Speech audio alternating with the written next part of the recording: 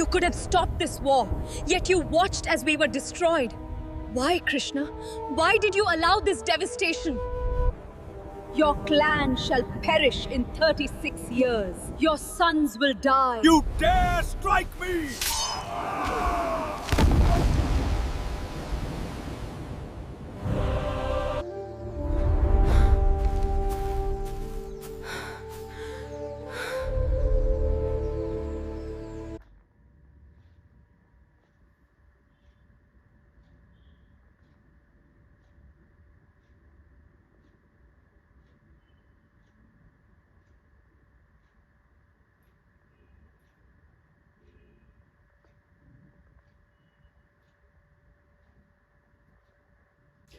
Namaskara.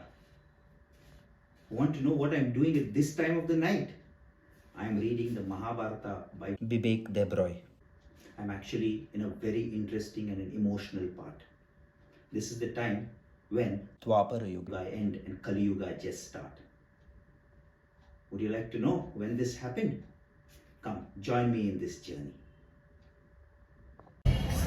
I'm in front of the Bhalka Tirth temple. This is the place where Sri Krishna was shot by the hunter Jara by mistake. So Krishna bleeds over here, and he also forgives the hunter because he has done it by mistake. And it is around 4 kilometers from here where Krishna goes back to Vaikuntha. The place where Sri Krishna was shot is in the Prabhas Patan near Veeraval, Gujarat, about 4 kilometers away from Somnath Temple. And in the Puranas, this place is called Sri Krishna Nijdam Prasthan or the Bhalka Tirth. The temple complex has within it the sacred Banaganga Kund, an ancient peepal tree, and a temple with an idol of Lord Krishna in a semi-reclining position and the hunter Jara nearby. The idol of the temple at Bhalka Tirth is known as Mahaprabhuji's Baitak, and a tulsi plant has been planted in Lord Krishna's memory. Lord Krishna does not pass away here but at a place 4 kilometers away, which we will see later, called Dehot Sarga or Gokulnath Dham Tirth, on the banks of the Hiran river where he left his body.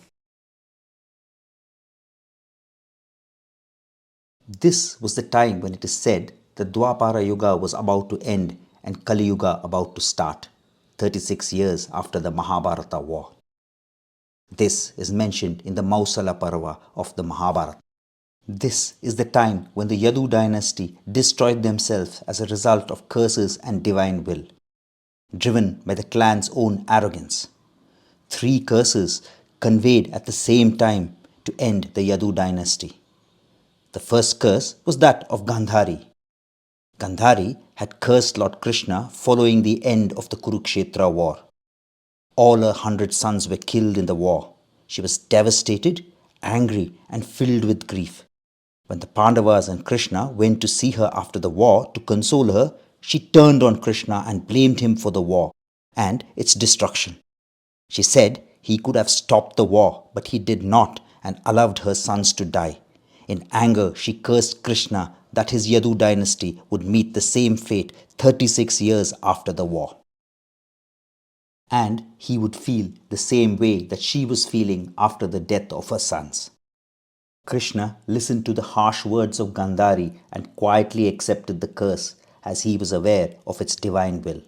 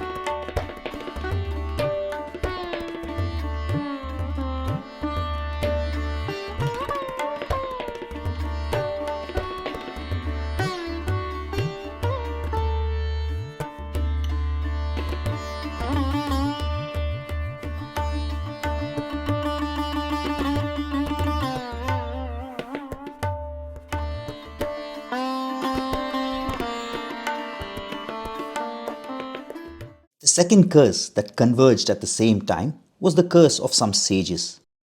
Krishna's son Samba, along with other Yadavas, played a prank on the sages for their amusements. The Yadavas dressed Samba as a pregnant woman, and they went up to the sages and asked if he would deliver a boy, baby, or a girl.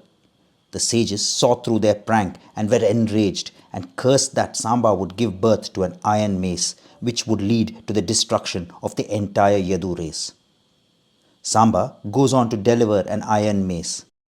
In fear, the iron mace is ground to a powder and thrown into the sea, and one small hard piece that remained was also thrown into the sea. This hard piece was swallowed by a fish. However, the powdered pieces of iron returned to the shore along with the waves, and the area it spread led to the growth of areca grass at the seashore. As the 36-year deadline for the curse approached, bad omens appeared in Dwarka. The Yadavas decided to travel to the holy shores of Prabhasa to feel safe. One night, while resting, they started to drink alcohol and became intoxicated. Satyaki, who fought for the Pandavas, and Kritavarma, who fought for the Kauravas in the Mahabharata war, started to argue among themselves the wrongs of the war. Satyaki abused Kritavarma for being involved in the killing of the Pandavas when they were sleeping at the end of the war. This led to a heated argument and both came to blows. The Yadavas took sides and also started to fight. Some of them grabbed the areca grass growing on the shore, which turned into a deadly iron rod due to the curse, and they hit each other with it and died. The Yadavas slaughtered each other. Sri Krishna, on seeing this scene, realized the end was near, and he did not interfere and retired to a forest area nearby. While meditating under a tree, Krishna's glowing foot was mistaken for a deer by Jara, a hunter. He shoots an arrow made from the remnants of the iron from the mace, which was destroyed by Samba and his friends. The arrow pierces the left heel of Krishna and he is hurt grievously. When Jara realizes his mistake, he, with fear and remorse, asks Krishna's forgiveness, and Krishna forgives him. He also comforts him by saying that all of this was destined, and in the previous life Jara was Vali, whom Lord Rama had shot and killed when he was fighting Sugriva. This was his payback for killing Jara in a previous life. This story shows how central the principle of karma is in Indian philosophy, and that you will always have to pay your dues either in this life or the next.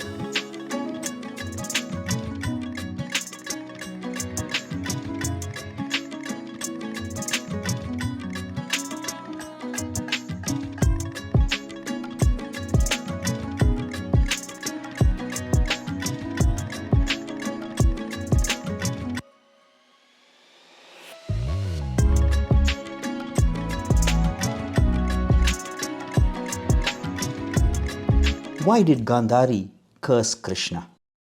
Let us try to understand Gandhari's mental state and emotions when she cursed Krishna according to modern psychology. Gandhari is in a state of extreme grief when she sees the dead bodies of her near and dear ones, including 100 children. Elizabeth Kübler-Ross, a psychiatrist who in her 1969 book called On Death and Dying described 5 stages of grief: denial, anger, bargaining, depression, and acceptance. These stages are not linear or in order, and they do overlap one another. Denial is a stage when the person refuses to accept the reality of the loss and still believes the person is around. Anger is the next stage when the person realizes the loss, and this pain shows up as anger and is directed at people and things around them, as in the case of Gandhari, who curses Krishna for being responsible for her pain and loss. In the next stage, called bargaining, the person tries to negotiate with higher powers for a reduction in their pain by either asking for extension of life or, like in Gandhari's case, bargains with Krishna that he should have left at least one of her sons alive for support during her old age. The next stage, depression, occurs when they realize the certainty of the loss and they experience profound sadness, loneliness, and negative thoughts. Gandhari's intense sorrow can indicate that she was in the stage of depression. Finally, a stage of acceptance occurs when they realize that the loss is permanent. They gradually accept the new normal and move on in life. Gandhari goes on to live many more years after the war, accepting her fate and following her duties. In other words, finding meaning in her life. These stages are beautifully depicted in the Mahabharata by Vedavyasa. This shows that he had a great understanding of human psychology and emotional consequence of loss. In my opinion, modern psychology is a reinterpretation of ancient knowledge.